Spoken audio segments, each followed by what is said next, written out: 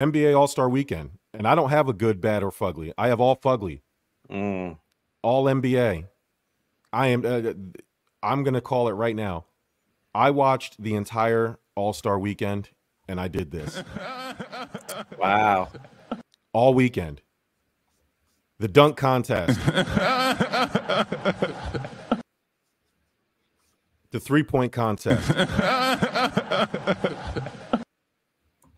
The stupid LED court. All we were missing. Court? Hell no, dog. It looked like we were at fucking Chuck E. Cheese. Yeah. All I was waiting for was the damn the bumpers and the gutter pin things for the kids, so they can't throw gutter balls. And every time I saw this stupid, and then they put Karl Anthony Towns' doofy face on there, and every time I saw him, what a joke. So the only good. Okay, I do have a good. The good I did have was I'm very happy with the return of the East-West format, because then at least I had hope. I said, oh, it feels like an all-star game. And I love the jerseys. The jerseys were cool. But then the bad, the game. The game was played. And when I tell you that the players have checked out, if the all-star game was slowly dying for me, and this was the year I decided, you know what? It's time to do what the NFL did. The NFL said, you know what, guys? You guys don't want to play? Fine. We're going to take the pads off you. We're going to put flags on you. And then you're going to go out there and play a bunch of kids' games. We're going to bring ESPN. We're going to televise it. And that's that. NBA, it is time to retire the All-Star game. It's over now. It's 168 three-point attempts. Like, that's insane. It's an insane. Luka Doncic jacking up three-quarter shots just for the hell of it. LeBron James, old as fuck, can't even throw it off the glass anymore. He's turnaround jumpers. The game was just, it was not watchable. And the only player that even tried, even gave a little bit of effort was Kevin Durant. He's the only one I saw that even attempted to play some type of defense. And I couldn't watch the game, man. The only good thing about All-Star Weekend, honestly, was the Sabrina Ionescu and Steph Curry three-point competition. And the fugly is Kenny Smith, even though I kind of agreed with him. So, and this is why I'm glad Dwayne Marcus is here. And after I go on my rant, I'm gonna let you two take over. Who is the best shooter in the world, Steph Curry or Sabrina Ionescu? Steph Curry. Okay, Dwayne Marcus, huh? It's Steph Curry. Okay, so it's not sexist, or I'm not putting down women when I say that Steph Curry has the advantage in a three-point shooting contest. No, he's the best shooter we've ever seen, ever. Yeah. Right? Yeah. Sabrina Ionescu spends her entire year shooting from 2 feet closer. That's how she practices.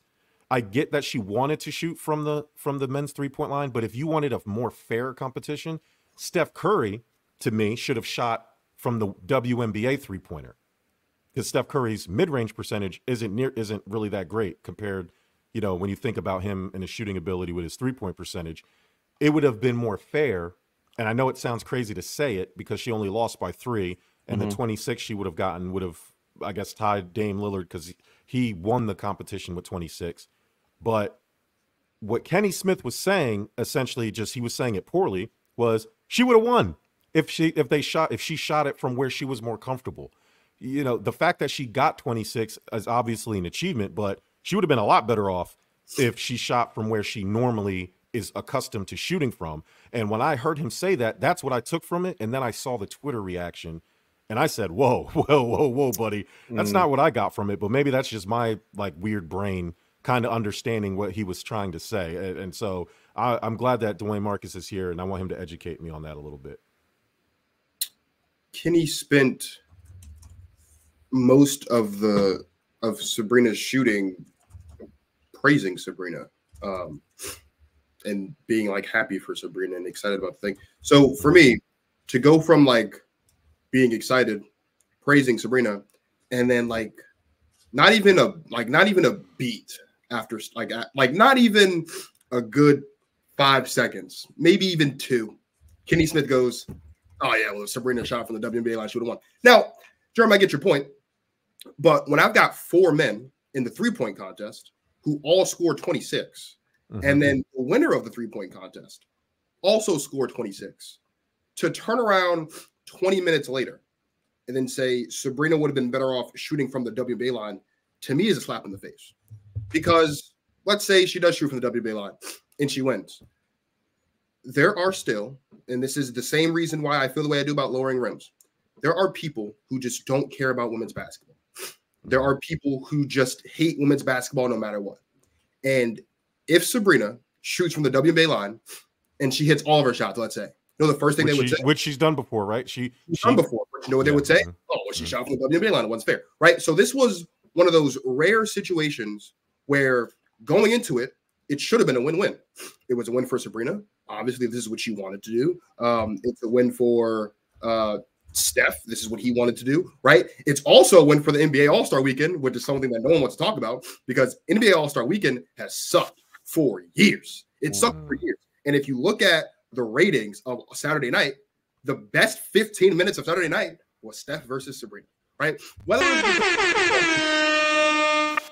was because there were men who wanted to see Sabrina lose, whether it's because there were women's fans who wanted to see Sabrina win, whether it's because there were just people who love basketball and just wanted to watch a three-point contest, whatever the case is, All-Star Weekend has sucked for years. Yeah. And the best 15 minutes of All-Star Saturday night, it wasn't the skills challenge, it wasn't the dunk contest for sure, and it wasn't the three-point contest. It was Steph versus Sabrina. So for me, yeah, Sabrina scored 26. So what? But Steph had to hit like 4 of his last 5 shots, like whatever it is to win, right? Like this isn't like Sabrina got dog walk. It's not like she got embarrassed.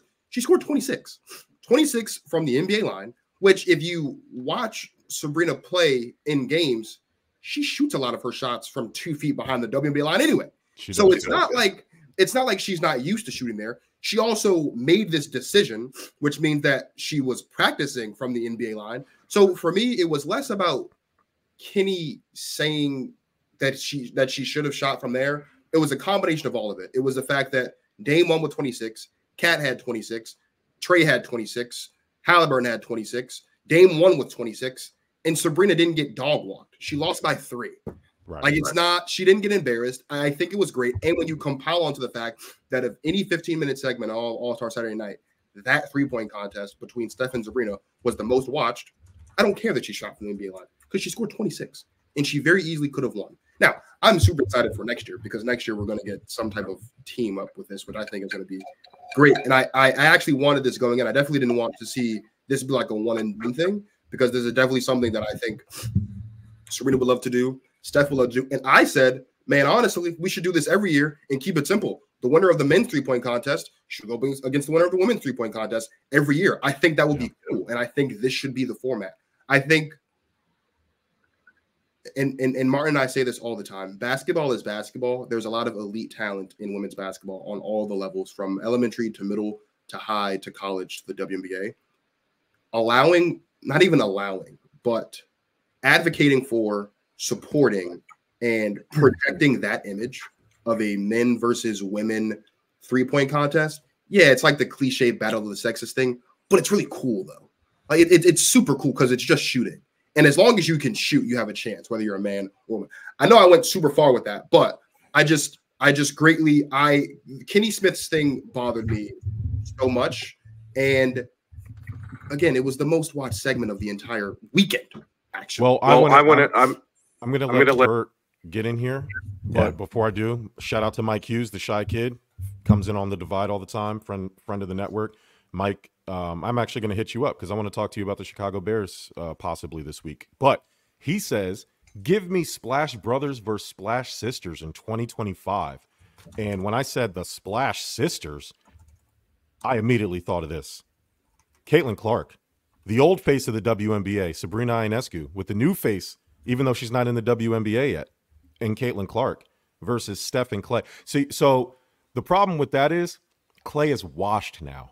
Like, he's a bench player. And I don't know if this would have been dope if you would have had 2 dope WNBA shooters versus Steph and Clay like 2 or 3 years ago, before Clay's second knee injury. I don't know about now if that makes, I don't know if that's good TV. Well, when you're a shooter, you're a shooter. I mean, Ray Allen was out here knocking down threes in Miami. Yeah, but and Clay feels like he's in that Ray Allen, like he's heading towards that Ray Allen role now, which is kind of sad. But Bert, hold on real quick. I think it would be interesting. No, what'd you say? I just think it'll be interesting. I don't think Clay's washed, but it would still be good to watch though, because he can shoot. Yeah.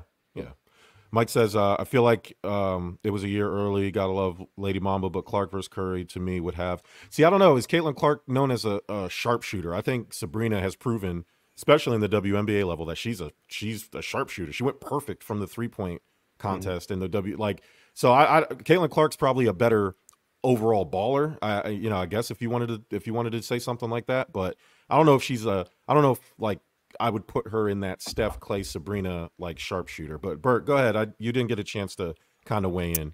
There's not much to say. I mean, Dwayne Marcus kind of said it perfectly. For my good, this week actually was the Steph versus Sabrina. That was the major takeaway. And I'm going to be honest with you. For my ugly or fugly, it was the dunk contest.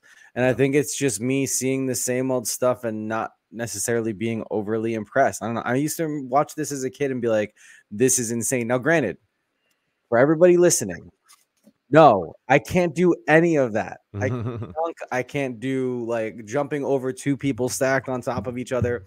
But to me, it's just like, how many times are we going to see this over and over and over again? It's just not impressive anymore. But overall, jumping back to the Sabrina thing, I mean, I do think words got twisted, but I also know you can't have an opinion about anything without someone getting butthurt nowadays. It is what it is. So no matter what the intent was behind the comment, which we know that, for the most part, saying it in a positive light of Sabrina, it was just taken the wrong way. And yeah, she probably would have won. But with that being said, to lose by 3 against the best shooter in the world at a line that he shoots from and she doesn't, that's incredibly impressive overall. And I don't think that there are a lot of people that actually watch basketball, both the NBA and WNBA that did take it the wrong way. I think it was just people looking for someone to make a comment or comparison about this, and they were just looking for their reason to go off and then start that witch hunt too. Mike Hughes, Wednesday. All right, so Caitlin Clark, by the way, 39% 3-point shooter this year, 40% in her career. She would be just fine in a 3-point. Okay, cool. So yeah, good. Then I know that she's and Mike Hughes said something about her not being as good defensively as Sabrina, but that's college versus WNBA. Defensively either. Yeah, well, we'll see. I don't know. I just know that Caitlin Clark's rise in college ranks to me was Dwayne Marcus, maybe you know better than I do. I just feel like Caitlin Clark is kind of more mainstream than Sabrina was when Sabrina was at Oregon. Like, I think Sabrina's thing was the timing of Kobe's death and her kind of getting that spotlight from that, right? Like people kind of followed her because she was like a Kobe disciple. And then, but Caitlin Clark.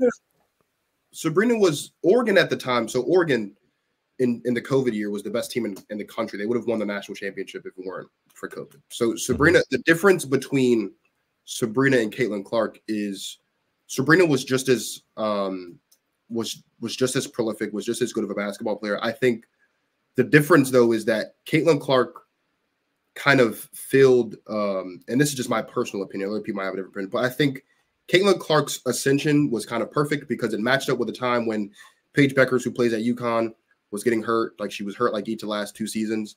And so Paige was like the name in college basketball before she got hurt. Right. And then here comes Angel Reese and here comes Caitlin Clark. I think Caitlin Clark is great. Sabrina and Caitlin Clark are on the same level. Caitlin Clark now is better than where Sabrina was at this point in her career. Gotcha. But a lot has to do with the fact that, number one, at Oregon, Sabrina also played with Satu Sabali, who's a WNBA talent. Like she played with a lot of WNBA talent in Oregon. Sabrina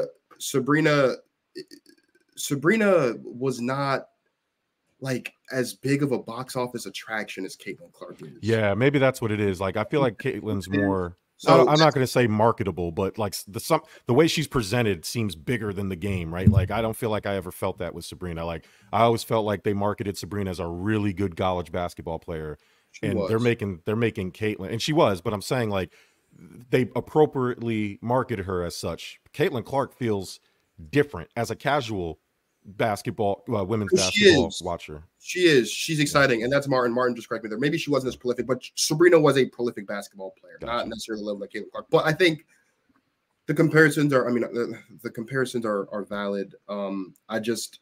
Caitlin Clark's a better basketball player now than Sabrina was at this point in her career. It would still be good to watch, though. Like, you're still talking about the greatest shooter ever, arguably the best not arguably, the best three-point shooter in the WNBA right now, Sabrina Ionescu. The best shooter in college right now, probably Caitlin Clark. And Klay Thompson, who, while yes, is washed. If this is a 2-on-2 basketball game, it'd be different. But if you're telling Klay Thompson for a minute and a half or whatever, 70 seconds, whatever it is, to just shoot 27 basketballs now, I think he'd be okay. Yeah, he's probably the best pure shooter out of the bunch. Bert, I got two things for you because Dwayne Marcus mentioned that it should have been a win-win. I think it was a no-win scenario either way, right? So if Steph lost to her at the 3-point line, what would have people said? Steph threw the game. Did they let, you know what I mean? Or so that was something that never even popped into my mind, to be honest with you. But I'm sure there would be some people out there that would say there's no way someone's beating Steph from that line in itself. Yeah. Steph took the dive because this, either way you slice it, even with Sabrina losing, the fact that she closely lost, helps the WNBA. So it's not all negative. Is it the issue with what Kenny Smith said, or is it the timing of which he said it? Because when you really think about what he said, and he did kind of stumble as I think he was realizing what he was saying. Yeah. But his general overarching point wasn't exactly wrong. It didn't feel right. Literally seconds after the event ended, it just seemed like he was shitting on her, right? But when I kind of was listening to it, and especially as I kept going, I was like, man, I get what he's saying, but maybe he didn't articulate it in the way that I digested it. But like I said, I'm weird like that. Dude, I think you hit it right on the head with that last comment too. I mean, you can play into obviously the timing because it was fresh, but at the same point, if there was an approach that was a little bit better that maybe went over some of the, next gen stats that were just thrown out here about, obviously her practicing and Steph's mid-range by comparison, had she been shooting from hers, or had they both shot from hers, then she would have won. Or if she shot from hers, then she would have won too. I think it's timing as well as how he said it that led up into this mess. And again, we're sitting here saying not completely terrible, but I will tell you, Germ, even if he articulated it in the best possible way, in today's climate, there's no way there wasn't going to be 1 or 2 or 3 keyboard warriors out there trying to start some shit just to start some shit. And I mean, I'm be honest with you, people are acting like this is just what he said was absolutely disgusting.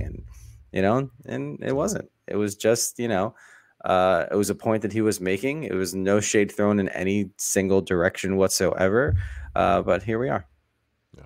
Well, if you want more on this conversation, Martin and I will be talking about this tomorrow. Oh yeah, I bet. Yeah, 7 p.m. There you go. Oh yeah, shout out to Protect Our Queens, man. They're holding us down. Like I said earlier, if you haven't checked out check out the full show. The full show's great, and all their episodes are great. But specifically these Cheryl Swoops, when they were talking about Caitlin Clark and Angel Reese a little bit, lots of great reaction. I like it because it proves that people are actually watching it and they're actually responding to it. A lot of it's, we drew them in. I set the hook. Maybe I kind of misrepresented what they were talking about, but that's how you get the people in the door, and they actually watched and listened. And it's dope. I was trying to find it. I can't find the damn thing yet. Maybe YouTube took it down because you guys were too hot. Maybe you guys were just too hot on the topic. Where the hell's it at? There it is. Yeah. 7.5. Hell yeah, bud. Keep doing it. 460 on the comments. Keep it coming. Can you fix the All-Star game, Dwayne Marcus? What's a fix? Because I sat here, I really thought about it most of the day today. It bothered me, right? I said, man, NFL did a really good job, I think, with the flag football thing. I think it was better than what they were doing. I don't know if it's exactly, I wouldn't call the Pro Bowl back. But I do find that the flag football, watching them do that, was a lot more enjoyable than kind of watching them not try. This, though, was particularly awful. And I don't know what you really can do with millionaires. Can you offer money? Can you offer more money? Is more money enough? Because you got to remember, these guys are here for a whole week. They have corporate obligations. They're partying. they're selling things, right? Like that, you know, you got to do stuff for Nike, you got to go do stuff for Gatorade, you got to do stuff whatever their sponsorships are. And by the time they get to the game, they're kind of like, man, I'm tired. Like we're not, you know. So I'm thinking like, all right, what can you do?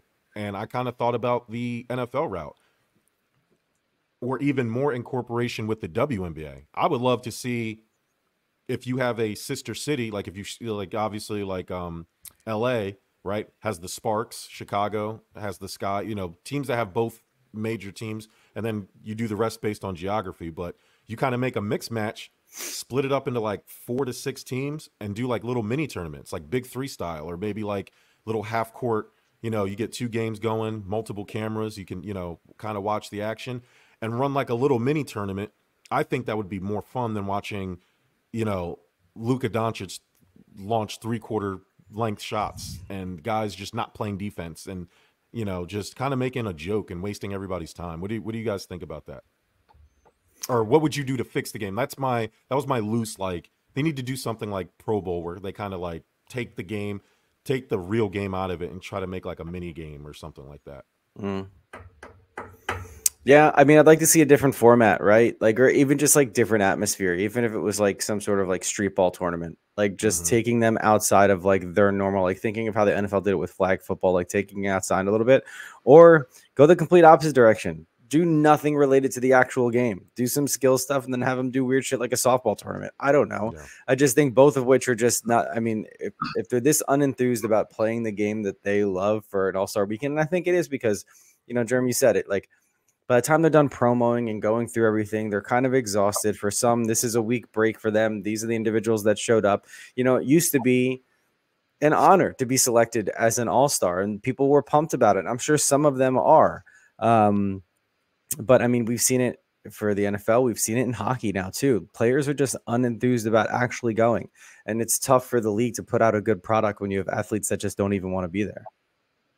The NBA had 5.4 million viewers at 10 p.m. for that Sabrina Ionescu, Steph Curry thing. So, I mean, I think incorporating WNBA and making it more event-based, spectacle-based, as opposed to the game is probably the way to go. Even if you don't incorporate the women, like you have your all-stars, however you select East and West, and then you break them up into smaller groups, and you do like a draft of whoever makes up the all-stars, and then you do like mini tournaments based on that. Or, you know, I feel like the NBA, Dwayne Marcus last year, correct me if I'm wrong, they did target scoring, right? Like first to 200 points won, right? Like that was it. It wasn't like they didn't do like by quarters, and like doing something like that, like street ball, where it's like, here's the target number, right? Like whoever gets to 150 points first wins, and then you win, you know, a trophy, you win rings. Like people like accolades, people like shiny things. You have to make winning this thing worth something. I don't even care if you give the conference home court advantage, you know, during certain things. Like you figure out something, you know, the conference that wins gets extra ping pong balls in the draft lottery. You know what I mean? Like do something that way. Every team has something to play for, because then the bottom feeding teams, if you happen to have an all-star, I can't think, like Paolo, right? He was an all-star this year. You know, he plays for the Orlando Magic. I don't think they're very good this year, you know, but at least he'll have incentive to play hard because the Magic could get an extra ping pong ball. What do you think about that? Bert, what matters most in sports now? Winning. Okay, winning what? The championship. Winning championship. Yeah. Who determined that? Wasn't players. Who decided that championships are what matters the most? We did. Fans. Yeah. Media did. We as fans, collectively, somehow, I would say it's probably around the time that KD went to the Warriors, decided that the only thing that matters in an athlete's life and what they've done, aside from draft, aside from the community outreach, all that stuff, is championship. So I said this last year when I was on this show. I remember it. I was on this show after All-Star game. I said this exact same thing, and I said it the year before. It's our fault. And I'm so sick of Twitter. I'm so sick of fans. And I'm especially sick of Stephen A. Smith. Quick sidebar, by the way. Stephen A. Smith's, and I know Jeremy agrees with this because we talked about it, so I really don't want to get too much into this, but Stephen A. Smith's notion that the dunk contest sucks because LeBron James never did it is the laziest thing I've ever heard. Like, if you're upset, like, are you upset that LeBron's not in the dunk contest ever? Yeah. You know who's also upset? Me. I would have loved to see LeBron James in the dunk contest. Here's the thing, though. He doesn't want to do it. He's a grown man. If he doesn't want to go dunk for 15 minutes, he doesn't have to. But anyway, we as fans, we as media, we as basketball watchers and basketball consumers, we decided that October to April or whatever it is means nothing. The only thing that matters is mid-April to the end of June. Those are the only 2.5 months of basketball that matters. And so what have players done in response? There's been an uptick in load management. There's been an uptick in players deciding they don't want to play. There's been a steep decline in the quality of the All-Star game. Why? Because we decided as fans that the only thing about the NBA season that matters is a championship. And if you didn't win a championship, no matter it's because your best player got hurt, no matter it's because your coaching sucks, the front office is garbage, the draft didn't go your way, your team failed, right? That is what we decided as fans. That's what we decided as the media. And so honestly, I don't blame All-Stars for not going out there and playing their hearts out. Do I think they should? Yes, because while I'm not as old as you guys, there was a time in my life, very briefly, when the All-Star game meant something, right? There was a time when All-Stars actually put in that effort, but you know when that time existed? When we actually cared about things like MVPs. We cared about who won Defensive Player of the Year. We cared about who was Sixth Man of the Year. We cared about these things. We cared about 60 wins at one point in time. Winning 60 games in the regular season meant something. Now it doesn't. Now as fans, we don't care if you win 60 games. We don't care if you win 40 games, unless you're a 60-win team that goes up against a 45-win team and you get sent home. Then you're a failure. So is there a way to just fix the All-Star game? No, I don't think so. Because as Bert so eloquently said it earlier, I think we live in a time, especially with sports, where we as fans are never going to be satisfied. Because there's a lot of people already who don't like the fact that offensive ratings are through the roof and defensive ratings are the worst they've ever been on a game-to-game basis. I saw a thing earlier today where the 2016 Warriors or whatever, the 73-9 Warriors, that was undeniably the best, probably the best offense ever, ranked number 1 in offensive rating. Today, they'd be tied 21st. Why? Because that's what we've decided. We care more about highlights. As Jeremy says, we live in the TikTok era. We want to see posters and deep threes and all this other nonsense. That's what players do. We've decided as fans, and members of the media have decided, that the only portion of basketball that matters is the playoffs. And if you're not in the playoffs, you no longer matter until you get there next year, if you do, right? Why do we think teams like the Magic, teams like the Raptors, other bottom-feeding teams really don't try, really feel the pressure, are constantly turning things over because their job is to deliver championships? Yes, but their job is also to produce a quality product so that the casual fan or the diehard fan will want to tune in and pay $5 a game to sit in the rafters to see whoever their favorite Magic player is. So there's no way to fix the All-Star game. Until we as fans and members of the media get over ourselves in realizing that basketball is more than championships and it's more than accolades, this is always what it's going to be. Because we have guys like Dame, we have guys like Melo, we have guys like AI, so forth and so on. Exceptional basketball players, but we reduce their legacies to basically nothing because they don't have a championship. That's what we do. That's what we've done as fans. And so, unfortunately, there's no way to fix the All-Star game. Would I like to see a one-on-one tournament? I think so, because I think we have a lot of excellent one-on-one scores. I think Kevin Durant, and I'm not just saying this because he's family, I think Kevin Durant's the best one-on-one scorer the game has ever seen, right? Nikola Jokic go head up with Joel Embiid, literally. I'd love to see LeBron James go head up with Kawhi Leonard or Paul George. Literally, Paul George, nice, by the way, very skilled. The list goes on and on. I would love to see a 2v2 tournament or 3v3 tournament, some type of blacktop type of thing. I think you have 12 All-Stars on each team. Let's break them up into 4 groups of 3, 4 West teams, 4 East teams. The winning team wins something. Because guess what? These people are rich. Money's not going to benefit them at all. This is different from the in-season tournament where there's actually bottom feeders on the team who winning $100,000 or a couple $100,000 actually means something to them because they're only making a couple $100,000 for the entire year, right? You're not going to have you have the 24 quote unquote best players in the league so far on All-Star Weekend, an extra $1 million in their pocket when they're all making $1 million. At least 18 of them are super max players, not going to mean anything. But you put their pride on the line, now you've got something. But it's not going to matter because then we're going to say, oh, this isn't real basketball. The All-Star game was 5-on-5 back in my day. We're going to get the old people with the gray hair telling us, back in my day. All right, Dwayne Marcus. We're old now. We just had this conversation about we're old. You're old, but you guys are, we got Backshot Bert and the Facebook felon. You guys are still dapper. You know what I mean? You guys want to tell into your time. The point I'm making is we as fans, we have collectively decided around 2018 that championships don't matter. And it doesn't matter when anyone else does. And so that's why we have the product we have. We've made our bed. Now we have to lie in it. That's really all we can do. Well, 2 things, Dwayne Marcus, you were wrong about 2 things. It's not our fault that this happened. Bert, sure. You know whose fault this is? Liberal media. There it is. And 2, LeBron James he hasn't done the dunk contest for one specific reason. It's because he can't win it because he's not creative enough. He's a power dunker.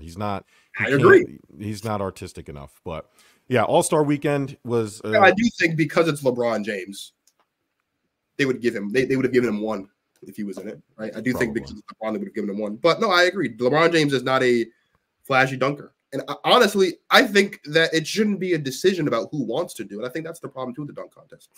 Make the people you want to see in the dunk contest go into the dunk contest. Like this shouldn't be a thing. There's no way they could do that. No, what we should do, it's this, what is it? How are 3-point contest participants chosen? Isn't it by like, don't they just start at the top and just work their way down based off of 3-point? And if you want to do it, they say yes or no, and then they just keep moving. Okay, give me Zion. Put Zion, put Donovan Mitchell, put Zach LaVine. Well, maybe not Zach LaVine. I think Zach LaVine's. He quit. He quit because they robbed him twice. Yeah, but like put dunkers and don't give them a choice. Or this is what I think they should have been doing a long time ago. Instead of instead of putting NBA dunkers in the game, put street ball dunkers in the game. That's what they should do. And have they already did. Mac McClung. He's based. I know he's a G leaguer, but he's essentially a street ball dunker. What we should do is we should have the same way we do like with the Rising Star Challenge, which by the way I think should go back to rookies versus sophomores, and how like there's like 4 coaches, whatever it is, and then each coach gets to pick players, however they do it. You have your dunk contest contestants. Each of them goes out and they find themselves a street ball dunker that they like, and they are sponsoring that. So then you go back now, the spectacle is back because these street ballers are going to do things that these NBA guys don't think of or can't do, right? I saw a clip earlier today of Jordan Kilgannon or whatever his name is. Kilgannon. He's amazing. He would do great on this type of stage, and there's a lot of guys like him. You get whoever you want, have them each pick a street ball dunker, and it's still a dunk contest. It'll be more exciting, and you put money up, and the street baller gets the money. And that's just what it is. And that would be more exciting. I also think contest champions should be forced to do it the next year. Make being a 3-point champion or a dunk contest champion mean something, right? In the world of wrestling, you're the champion until you lose the title. In the world of boxing and MMA, you're the champion until you lose the title. Dame won the 3-point contest next year. He should be a shoo-in for next year's contest, unless he's hurt, of course. Damian Lillard should be in the contest next year because he's the reigning 3-point contest champion. Mac McClung is a back-to-back dunk contest champion. He should be in the title. He should be in the contest next year because it would make it.